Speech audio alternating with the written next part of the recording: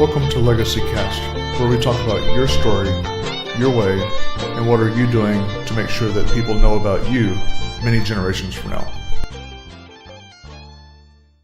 Welcome to the program today. This is James Snow, your host for Legacy Cast, and this is your program where you get to listen to people that are in businesses that have built a legacy for themselves, and we get to talk about what that means to them, not only just a money standpoint, but also the things that matter to them in life and in business as well, the things that are important and what they want to leave behind so that the world will know many generations from now that they actually existed.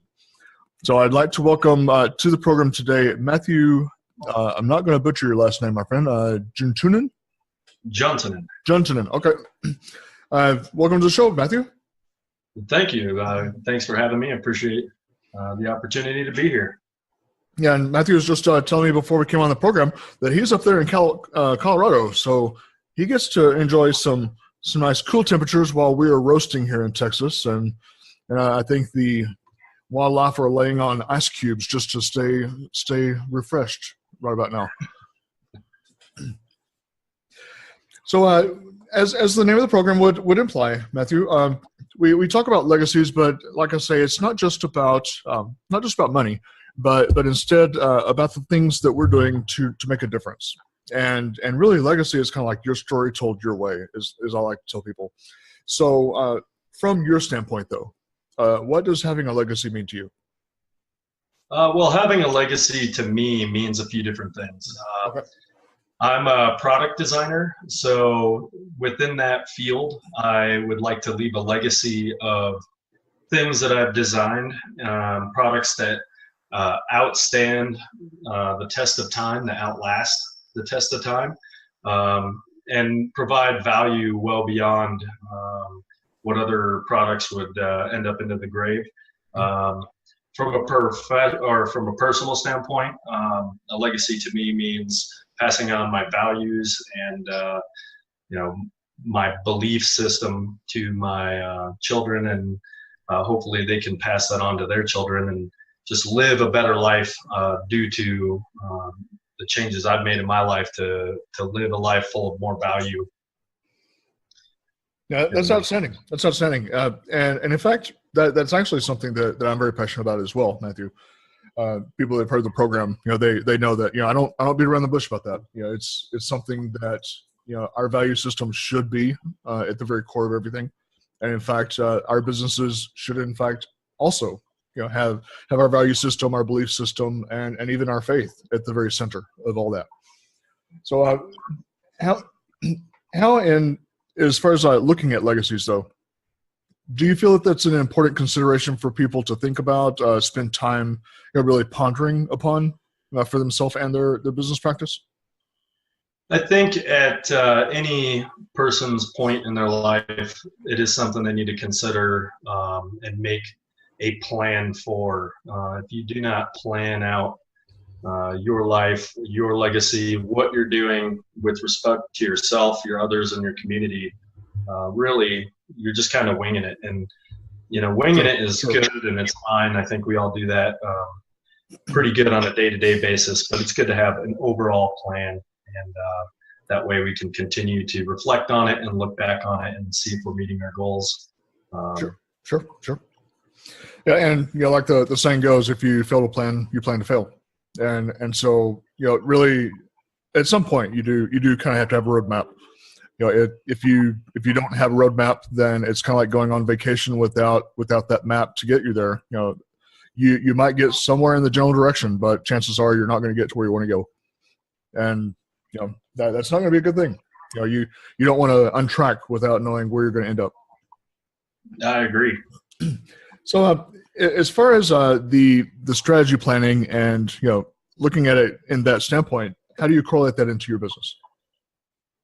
Well, basically, I look at what kind of things I can do from a sales point of service, mm-hmm. and what things I can do as a product point of service. So I kind of do services as one side of my business and product as the other, physical product. And I look at what's working and what isn't. And I collect all the data, all the time spent, working on these different things. And if it doesn't work out, I basically just make adjustments. I make small adjustments and I re-strategize and I move forward with the new plan and see how it works. So kind of like just throwing something out there and seeing if it sticks. If it sticks, perfect. And I keep at it hard. Okay. So let's kind of look at your business from the CEO standpoint for a moment, if we could. If you're to think about your business and its future, from that, that figurehead position, what would you say maybe 2 or 3 things are that perhaps keep you up at night or concern you about business? Well, tariffs for one concern me. Keeps me up at night. Being in a product and manufacturing business, it gets tricky dealing with all the trade issues that are going on. I think there's some things that are meant to be good, good intentions with it, but it is troublesome just because all the clients that I deal with are looking to get products manufactured, looking to get them made most of the time overseas. There's a great opportunity for me to push U.S. manufacturing, which I'm a firm believer in, but it's just more expensive. Right. So that's one of the things that kind of keeps me up at night, is just thinking, how can I deliver a consistent, idea of how their product is going to get made for a consistent price. So. Yeah, and that would certainly, be an understandable concern there. Hopefully, in theory, that with the climate we're in right now with our country, the way things are looking, I'm hoping to see that maybe those decisions are in fact the made in USA is going to enable us to kind of bring the costs down instead of and so it becomes more affordable to do business here. Is that what you're saying? I hope so. I don't know if I'm seeing it yet, and it's tough even working with U.S.-based manufacturers because they're getting their materials from overseas. Okay. Or, if they're getting them here, they're still, all the prices are going up. So if I'm going to make something out of some CNC machines, 6061 aluminum billet, it's going to cost, right now it's costing double what it used to. So, wow. Really, really tough climate for manufacturers right now. Goodness. So when creating strategies, do you feel like that's something that's really important for people to spend a lot of time on, creating some sort of strategy for their business and also their personal life? I believe so, yes.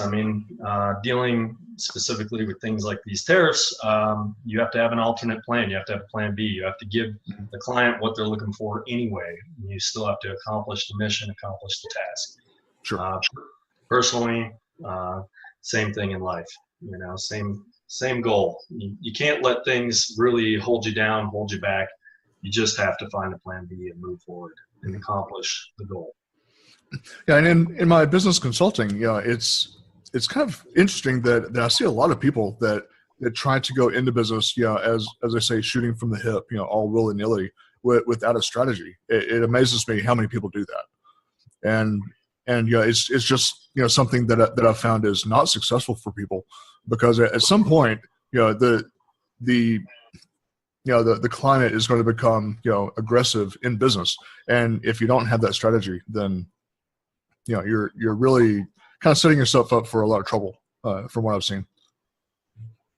Yeah, I couldn't agree more. I think you have to have some kind of idea of what you're doing and how you're going to do it. You really need to be an expert in your field. And you need to be able to give the client confidence that you can achieve every level of trust and execution that they're looking for. Sure. Honestly, give them more than what they wanted.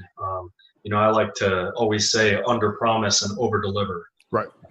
I feel like that's a successful mantra.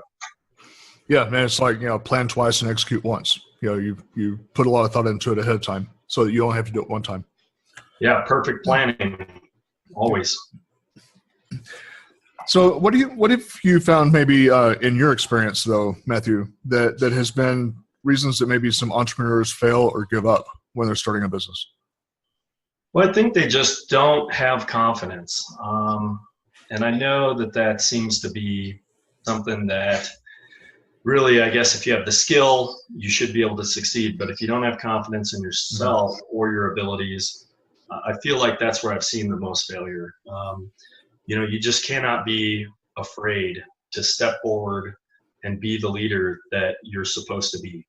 If you cannot step into those shoes and really just work through failure, because you will fail, you will have mistakes, and you will have to be accountable for those mistakes. Mm-hmm. But that's the whole point. You have to be up there, be the man. And, I just don't think too many people want to either have that limelight or attention on them, or they can't handle the idea or the pressure that goes along with it.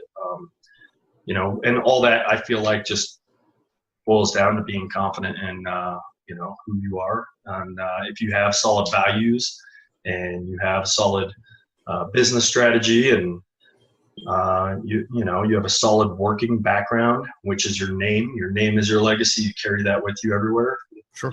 Especially in a place like Durango where I live, it's word of mouth. A lot of business is word of mouth out here. And so if you tarnish, your name, you're not going to have any work. People are not going to recommend you. So I don't know if people just, are worried about their name or where they come from. So I just feel like if you're a good person, you have a good product or a good service, step into those shoes and fill it. Yeah. Get up there, stand out, stand in front. Mm-hmm. Yep. Good words. So what would you say maybe some specific roadblocks would be for new budding entrepreneurs to look out for? Oh, wow. I would just say getting just your basics in order, making sure that you understand how to set up an LLC or, an S Corp or a combination, or understanding, if you need to have a lawyer on retainer for some of your other needs. I deal with a lot of different documentation all the time, non-disclosure agreements. You want to make sure your clients pay you, so you can also have a lawyer for that. And you have to understand how to make contracts. You have to understand these things in order to get paid, or to make sure that people understand also what they're getting from you, and where you can kind of draw the line and say, no, this is our agreement, this is what we're doing. And it's just, I don't know, people really need to understand all the different business and legal aspects of running and operating business, just on the basic level, and then grow it from here. You really got to have someone who can advise you on these things. Sure. I completely agree, because I've seen a lot of people that they might try to Google their advice, and that's not always the best thing to do, because Google can only do so much. And Google cannot walk into that courtroom with you when it comes down to it. And, if you don't have those things in black and white, then it does not exist. Yeah. I mean, I surround myself with a lot of great people, because I am not the best businessman. More than anything, I'm a really good designer, and I'm a really good people person. I'm a really good salesperson. I can put myself out in front. But because I don't have 100% business expertise, what do? Well, I'm smart enough to at least know to get someone on my team who does, who can run my business efficiently and the way that I see fit. Exactly. Yeah, and that's what we should do. We should hone our skills and specialize in what we do, and then those other things outsource it. Delegate those other tasks to other people that are good in those things. Yeah, totally spot on, and I agree with you on 100% on that one. So, how would you say, as far as we were talking about maybe some value systems and people's belief structure? How do you think people should or should not incorporate that in their work? And you personally, how have you done that?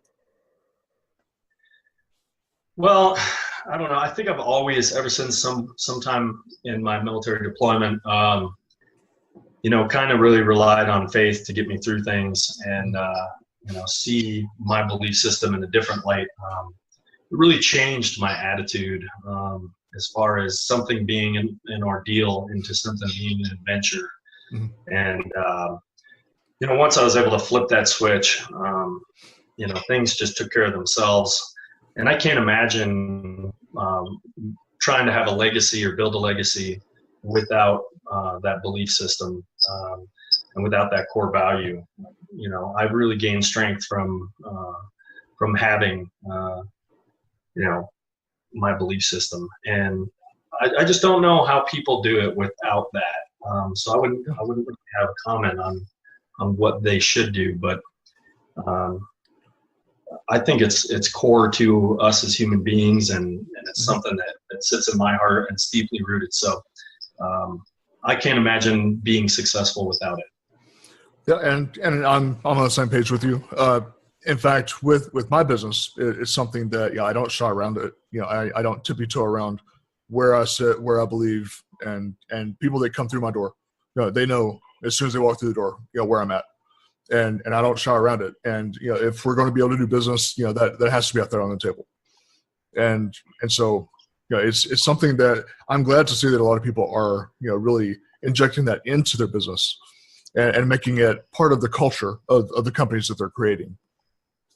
Well, I think it's funny because if you have that as your belief system, as your core value structure in your business, people are going to find that they're getting more value from you than from other clients anyway.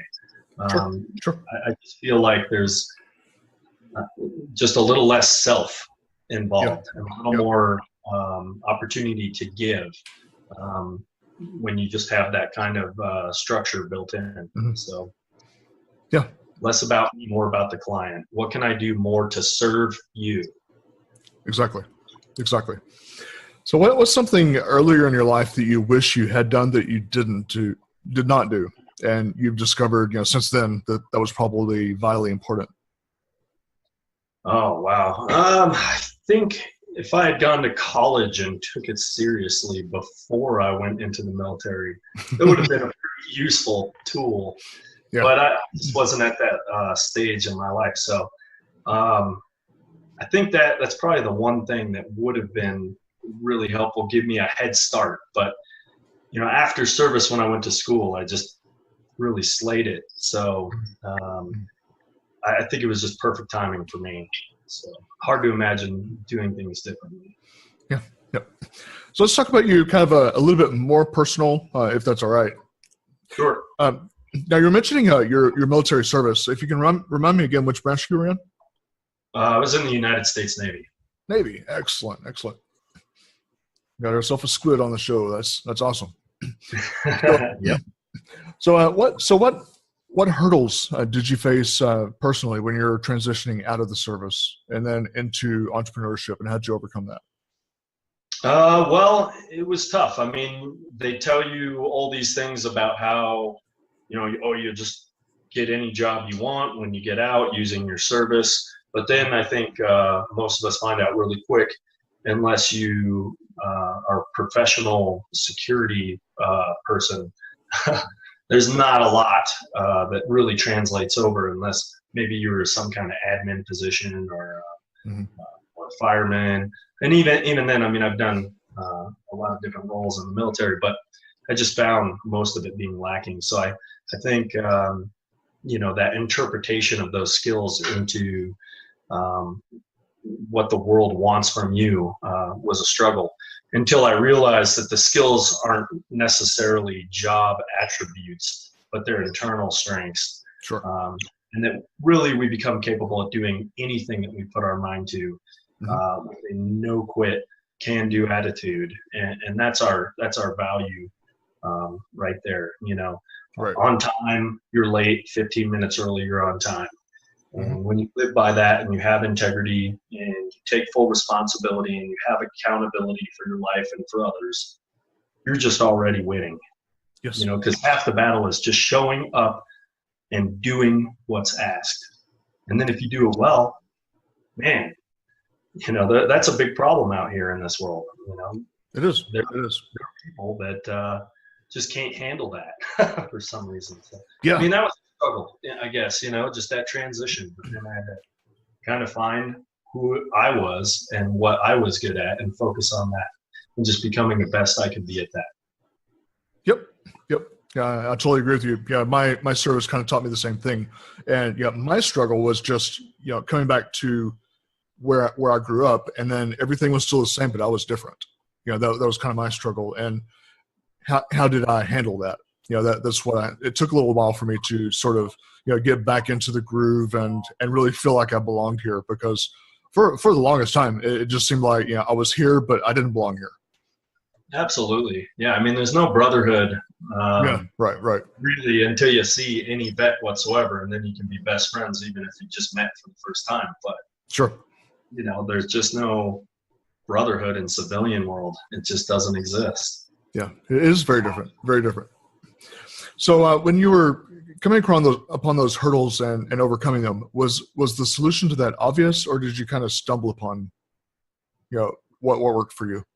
It actually took a little bit of outside help from other people that just said, "Hey, you would be really good at doing this. You look a little lost.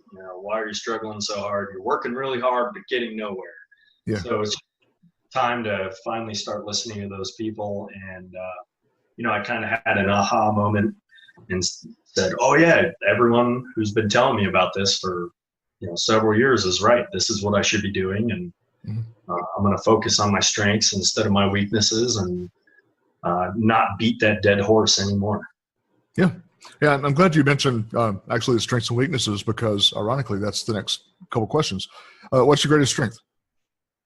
I would say my greatest strength is people. Just being able to talk to people. I guess I make friends fairly easily. Doing business has always been and come really easy for me. So I would say that's probably my greatest strength, which kind of correlates to the sales, which I handle for my business. So. Mm-hmm. And as far as your weaknesses, what would you say the greatest one of those would be? I would say I tend to have like ADD, ADHD tendencies.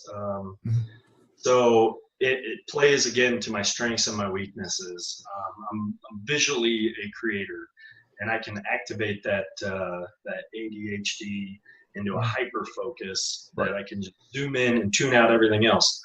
On the other hand, I can get distracted very easily. So the weakness is, if I met you somewhere and you're a potential new client, I could blow off an hour worth of other things I scheduled for myself to do to make you a priority instantly. So it's a good and a bad thing. Right. But I can get distracted pretty easily. So I got to keep focused, make sure I keep scheduled, and keep to a plan. Yeah, I can relate to the shiny object syndrome. It's like you can be really focused, but then this shiny object appears over to the side, and you get diverted. It's like squirrel, and the dog gets distracted by the squirrel and loses track of what they were hunting. And I have a full shop, 2,700 square feet, full of CNC machine, like full wood shop, lasers, 3D printers. It's easy to get distracted. It is easy. I bet. There's too much cool stuff going on. Oh yeah.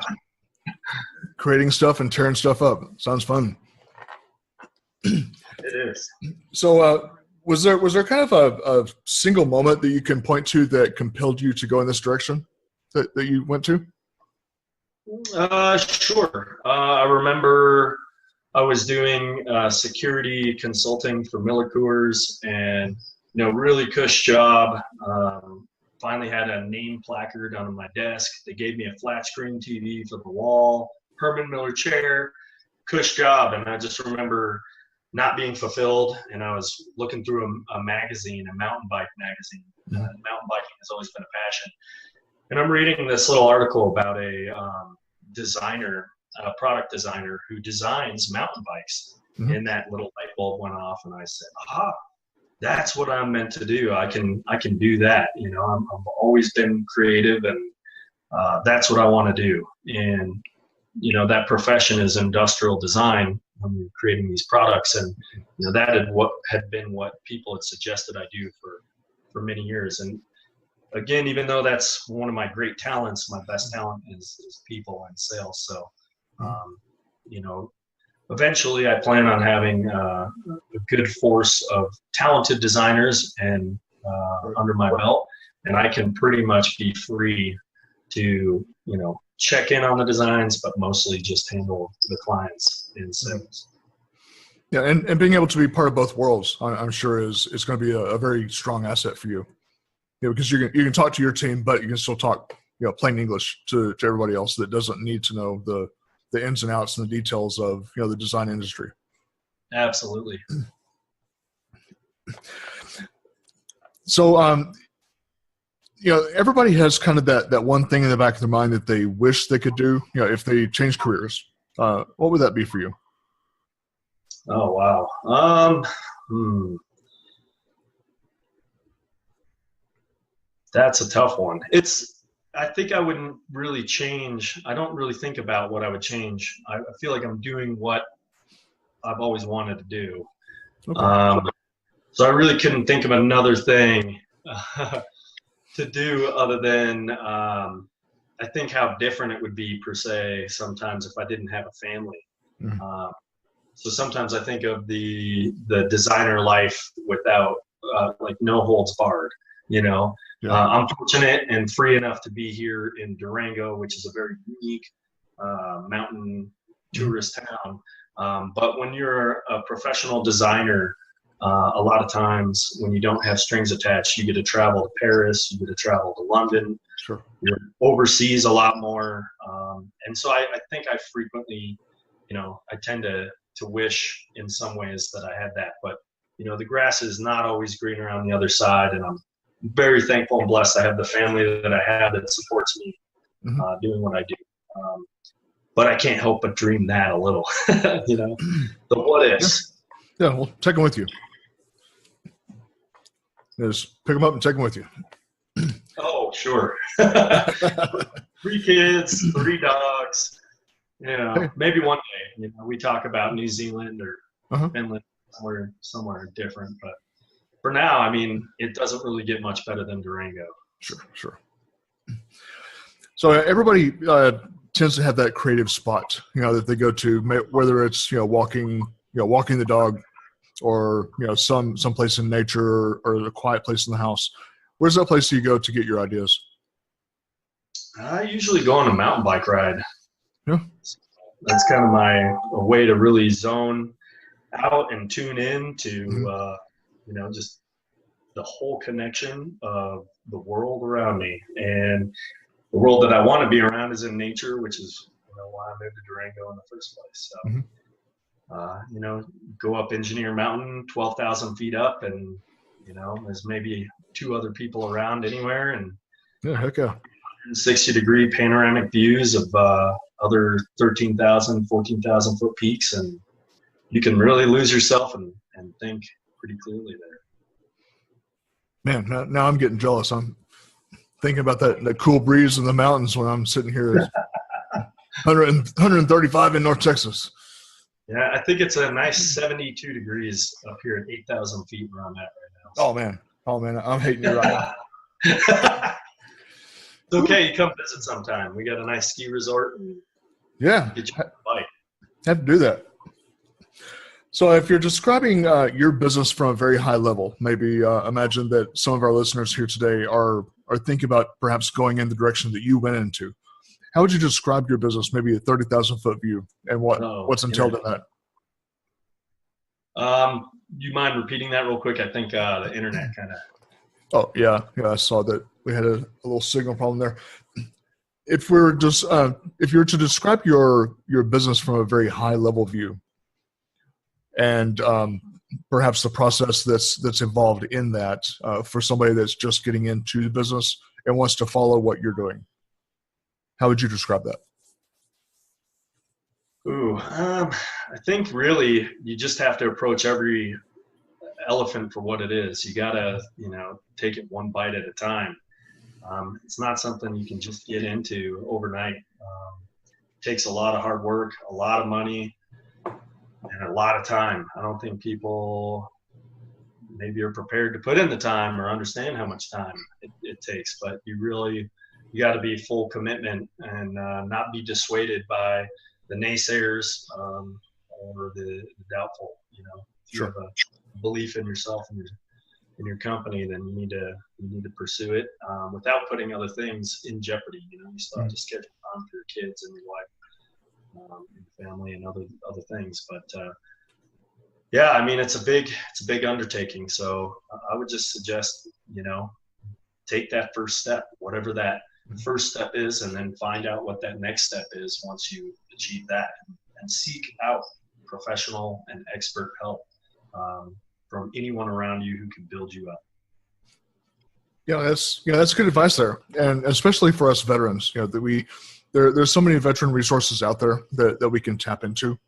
And so, if you're prior military, reach out to those things, whether it's, Bunker Labs as an incubator company to help you get started, or, some of the mentor groups like a Veterati or Vetted that's out there. I've talked to people with both those groups. In fact, I mentor with Veterati. And just, reach out to those people that have done things, prior. And, they had their business experience and they want to share it, because that's really going to give you some huge legs up, I think.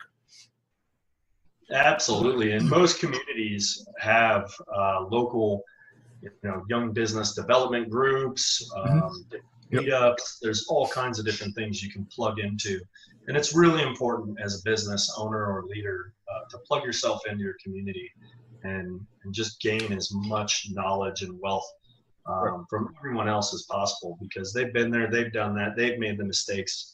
And most people are willing to share what they can, what they've done wrong, and the pitfalls to avoid. Sure, you're absolutely right. Chambers of Commerce are a good resource for people. Also, SCORE is a good one. Small Business Administration is a good one. There's just so many out there, and some of them are free, some you have to invest in, but it's an investment worth its weight. So it's certainly something to look at, consider. Reach out to those groups. 100%. So someone else do your taxes. That's all I can say. Oh yeah. So to kind of wind up our time here today, if you can tell me something about you that the people that know you the best probably don't know, what is that? The people that know me the best that they don't know about me? Yeah. A little trivia thing there. I'm not sure. I think everybody knows me pretty good. But for people something that people may want to know about me that they don't know, I don't know. I'm a laid back guy, really. It comes down to it. I mean, I can kick ass in the business sector, but I like to just relax like the rest of everybody else when I get the time to. So, jump in a cold river, that's my idea of a time well spent. So, but my friends and family all know that. So, yeah, I'm going to be thinking about that cold river now. Since you mentioned it, because like I keep saying, I mean, we're cooking here in Texas. So, yeah, there's some local business that sells a gimmick called cryotherapy, and they put you in a box and zap you down to minus 15 degrees for 30 seconds or something like that. And I think it's great. What a great business opportunity. But I'll just go jump in one of the ice cold creeks over here. Save your money. Save your money. Well, brother, it's been good to have you on the program today, Matthew. And what's a good way for people to get a hold of you, to reach out, do business with you, what have you? What's some good contact info? You can find me at www.rallydesignco.com. Okay. Or you can reach out via email at matthew@rallydesignco.com. And those would be the best ways. All right, rallydesignco.com, people. So you heard it here. And until we see each other again around the turn, my brother, been a nice time having you on. Hey, thank you so much. It's been a pleasure. Thank you. And you have a great day in that wonderful weather.